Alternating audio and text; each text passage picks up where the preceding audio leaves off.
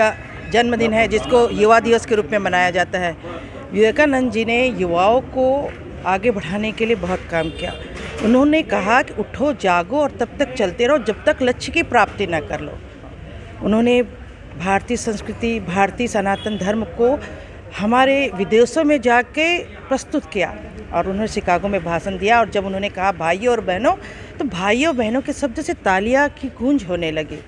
तो कहीं न कहीं हमारी जो भारत की पहचान है, उन्होंने विदेशों में काम किया और युवाओं के प्रेरणा स्रोत रहे, युवाओं को हमेशा जागृत किया। आज उनके जन्म जयंती पर मैं सबको, प्रदेशवासियों को बधाई देती हूँ और विवेकानंद जी को श्रद्धासुमन अर्पित करती हूँ। खास करके देबू भाई और उनके साथ पूरा कैस्ट समाज के लोग हैं, युवा, उन सबको बधाई देता हूँ कि उन्होंने आज उनके जन्मदिन के अवसर पर यहाँ कार्यक्रम आयोजन किया गया है। यहाँ पर हम लोग आए और यहाँ पर जो एक यहाँ पे गरीब लोगों के लिए एक यहाँ पे भोज की व्यवस्था की गई थी, प्रसादी बांटे और मंदिर में हम लोग दर्शन किए। स्वामी विवेकानंद वो व्यक्ति थे जो विश्व में भारत का नाम गौरव कराने वाले थे, जिन्होंने बचपन से ही अपने वेशभूषा और अपने पढ़ाई के प्रति हमेशा ईमानदारी से साथ दिए। जब वो इंग्लैंड में पढ़ते थे तो उन्हें उनके प्रोफेसर द्वारा उनकी वेशभूषा को लेकर आपत्ति की जाती थी, किंतु उन्होंने अपने वेशभूषा को चेंज नहीं किया।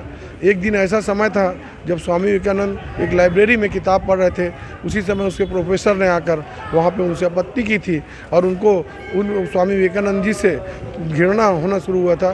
तो उन्होंने दूसरे दिन क्लास में जाकर परीक्षा ली और परीक्षा में सबसे कठिन प्रश्न स्वामी विवेकानंद जी को दिए थे, किंतु स्वामी विवेकानंद जी ने उस प्रश्न का उत्तर उनके जितने भी कठिनाई से पूछा गया था उसका जवाब दिए थे, जिसमें उन्होंने इडियट शब्द लिख दिया था। तो उन्होंने प्रोफेसर को ये उत्तर दिया कि सर, आपने दस्तखत तो किया है लेकिन आपने अंक मुझे नहीं दिया है। प्रोफेसर नतमस्तक हो गए और वो शर्म के कारण अपने सिर को झुका दिए।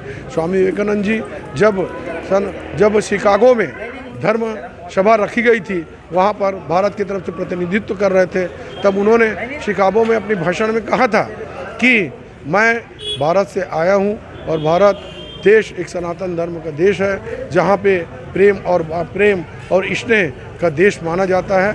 मैं अपने भाषण के सबसे पहले स्पीच में ही उन्होंने भाइयों एवं बहनों जब कहा, तो वहाँ के अमेरिका के लगभग 7,000 लोग जब वहाँ पर एकत्रित हुए थे, उन्होंने ताली के गूंज के साथ उनकी स्वागत की और उनका भाषण का पूरे अखबारों में अमेरिका के छपा हुआ था, जिसकी तारीफ आज भी दुनिया के लोग देखते और सुनते हैं। मैं आज के इस अवसर पर उन सभी युवाओं को आह्वान करूंगा कि वो स्वामी विवेकानंद के बताए गए रास्ता पर चले। उन्होंने जाति धर्म से ऊपर उठकर एक इंसानियत को आगे बढ़ाने का काम किया था। हम उस पर चले और आगे चल के लोगों की मानव सेवा करें।